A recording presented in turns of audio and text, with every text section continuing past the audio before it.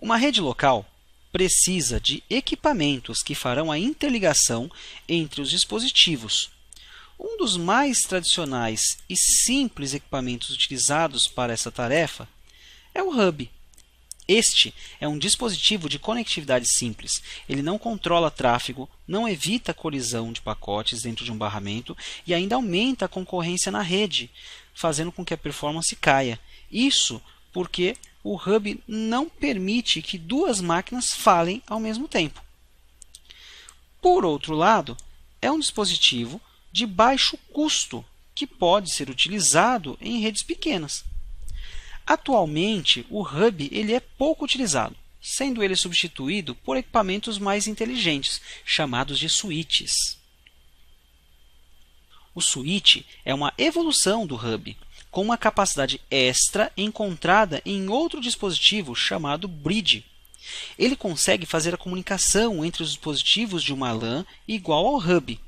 Porém, é capaz de identificar a origem e o destino do pacote através do endereço físico do mesmo, endereço esse conhecido como MAC address. Assim, ele consegue evitar a colisão de pacotes, permitindo que mais de uma máquina consiga falar ao mesmo tempo na rede. Isso faz com que a performance do tráfego seja aumentada.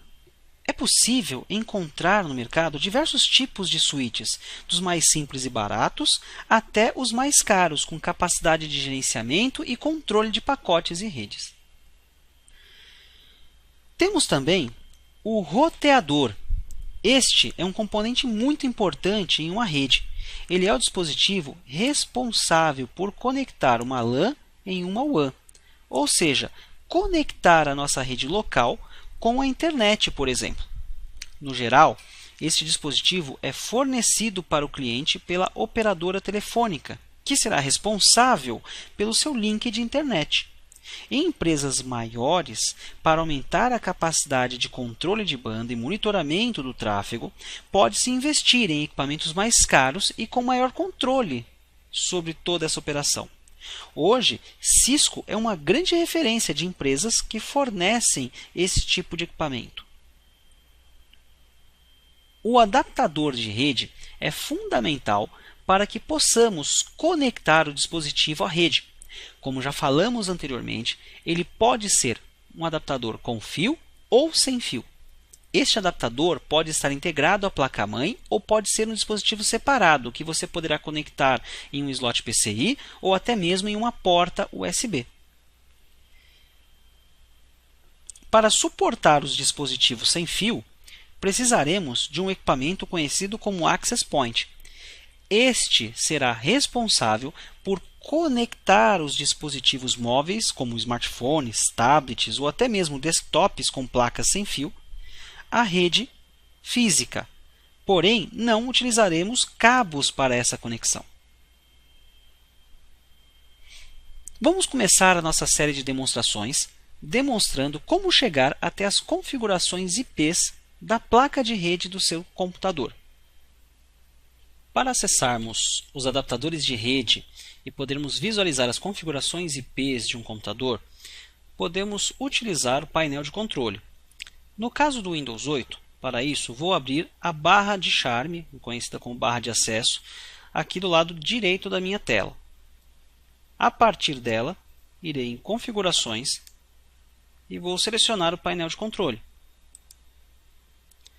No painel de controle, pessoal, nós temos aqui a opção Rede e Internet. Clicando nela, eu terei acesso à central de rede e compartilhamento, que é o local onde eu poderei acessar o meu adaptador de rede e, consequentemente, as configurações do mesmo. Aqui vocês podem observar o domínio do qual eu faço parte, informações sobre minha rede, a minha conexão, e eu tenho aqui do lado esquerdo a opção Alterar as configurações do adaptador. Quando eu clico neste link, eu tenho acesso às minhas placas de rede.